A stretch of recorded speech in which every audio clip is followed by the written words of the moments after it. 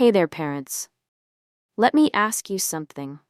Have you ever stood in the middle of a schoolyard, looking around at the kids, and thought, why does my child seem so much smaller than the rest of their classmates?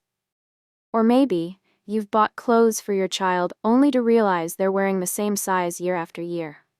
If that sounds familiar, I want you to know you're not alone, and more importantly, you're not crazy for wondering if something might be wrong. Growth is a powerful indicator of your child's overall health. But here's the catch. Many parents miss the early signs of growth problems because they assume their child will catch up later. Unfortunately, waiting too long can sometimes mean missing the best window for intervention. In today's video, I'm sharing the subtle and not so subtle signs your child may have a growth problem, what might be causing it, and most importantly, the steps you can take to help your child thrive. Stick with me, because by the end of this video, you'll know exactly what to look out for. And this information could make all the difference in your child's future health and confidence. Let's dive in. Now I get it. You might be thinking, every kid grows at their own pace, right? Why stress over it? And you're absolutely right. Some kids are naturally late bloomers. But here's the deal. There's a fine line between normal variation and a growth disorder. And that line isn't always obvious. The truth is, growth problems don't just affect your child's height. They can impact their overall health, development, and even emotional well-being.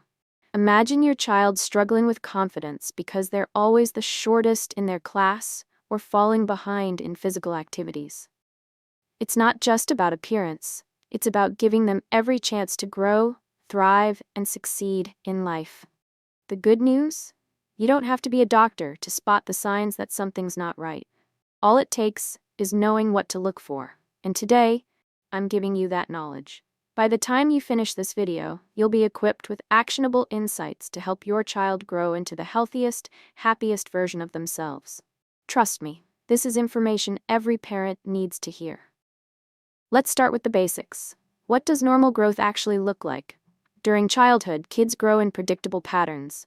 Here's a general timeline. Infancy. This is when growth happens at lightning speed. Babies can grow up to 10 inches in their first year alone. Early childhood, ages 2 to puberty, growth slows down a bit to about 2 to 2.5 inches per year. Puberty. This is the big one, when kids experience those famous growth spurts. For girls, this usually starts around age 10 to 11, and for boys it's a bit later, around 12 to 13. But here's the thing. Not every child follows these patterns exactly, and that's okay. Kids are unique. However, there are times when deviations from these growth patterns could signal an issue. So how do you know if something's off? Well, here are a few key indicators that your child's growth might not be within the typical range. 1. Height below the 3rd percentile. If your child is consistently shorter than 97% of their peers, it's worth paying attention to. 2.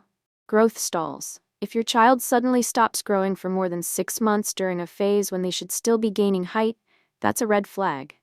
3. Unusual body proportions. For example, if your child has a longer torso compared to their legs, it might indicate an issue affecting bone growth.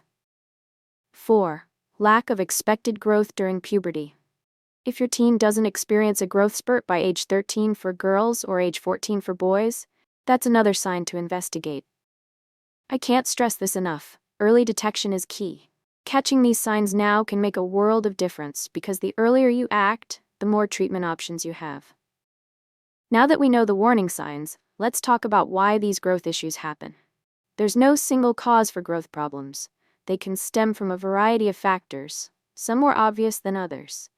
Let me break down the most common ones so you know exactly what to keep an eye on. First up, hormonal imbalances. The body produces a special hormone called growth hormone, which is released from a small but powerful gland in your brain, the pituitary gland. If your child isn't getting enough of this hormone, their growth may be slower than expected or even stop altogether. Another hormonal issue could involve the thyroid. The thyroid gland controls your child's metabolism and bone development. If it's not functioning properly, it can seriously impact growth. Next, genetic conditions. Some genetic disorders, like Turner syndrome, which only affects girls, or achondroplasia, a form of dwarfism, can directly impact a child's height and bone structure.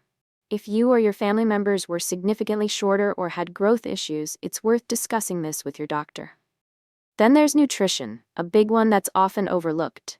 If a child isn't getting enough essential nutrients, particularly protein, calcium, and vitamins like D and B12, their body may not have the building blocks it needs to grow properly.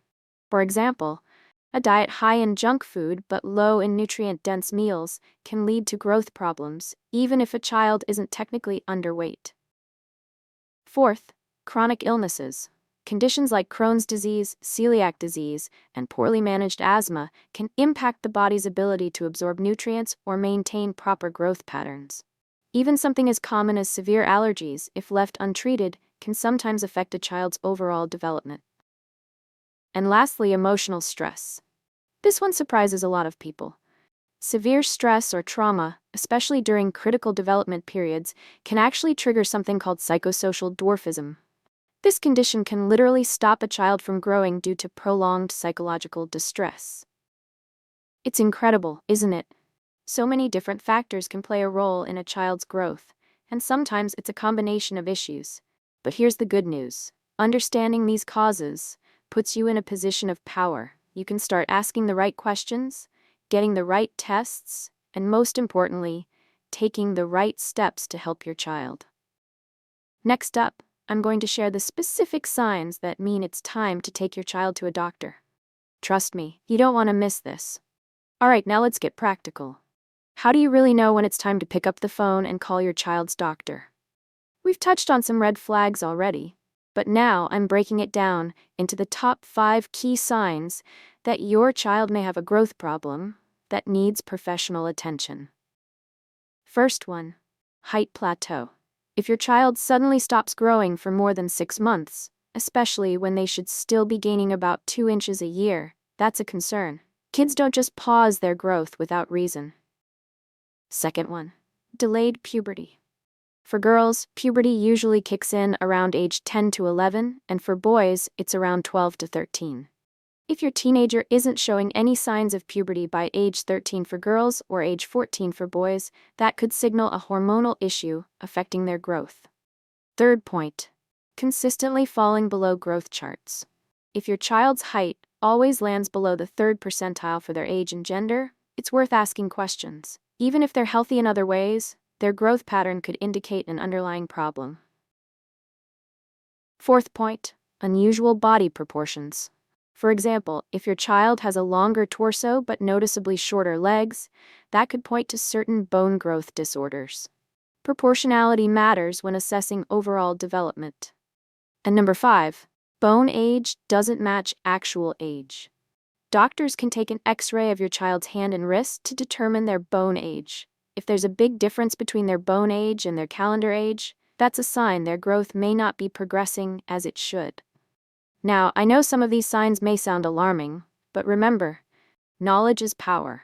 Spotting these red flags early means you can take action sooner and explore treatment options when they're most effective. First, track your child's growth over time. Pull out those pediatrician records and look for patterns. Measure their height every few months and compare it with standard growth charts. Remember, a single slow growth period might not be an issue, but a consistent trend can be telling. Second, schedule an appointment with your pediatrician. Bring up your concerns directly. Pediatricians are trained to spot subtle growth problems, but you being proactive can make all the difference. Third, ask about growth hormone tests and bone age assessments. These simple tests can reveal whether there's a hormonal imbalance or a delay in skeletal development. It's non-invasive and gives you valuable insight into what's going on. Fourth, discuss nutrition and dietary habits. Nutritional deficiencies are one of the most common and fixable causes of slow growth. A pediatrician or dietitian can help you identify if your child's diet is missing key nutrients. And finally, seek specialist care if needed. If your pediatrician suspects a more serious issue, they may refer you to a pediatric endocrinologist or geneticist. These specialists can dig deeper and tailor a treatment plan for your child. The bottom line? You're not powerless. With early detection and the right care, many growth problems can be addressed, giving your child the best chance to thrive both physically and emotionally. Now, before I wrap up, I've got some powerful tips for supporting your child's confidence and self-esteem, regardless of their height. Stick around, this might be the most important part yet. Before we go, I want to leave you with this. Growth is just one part of your child's journey.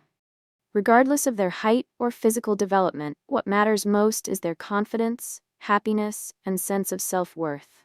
So here are a few powerful ways to support your child, no matter what stage they're in. 1. Celebrate their unique strengths. Remind your child that they're more than their height. Whether it's their creativity, humor, or problem-solving skills, those are the things that truly define them. 2. Promote a healthy lifestyle.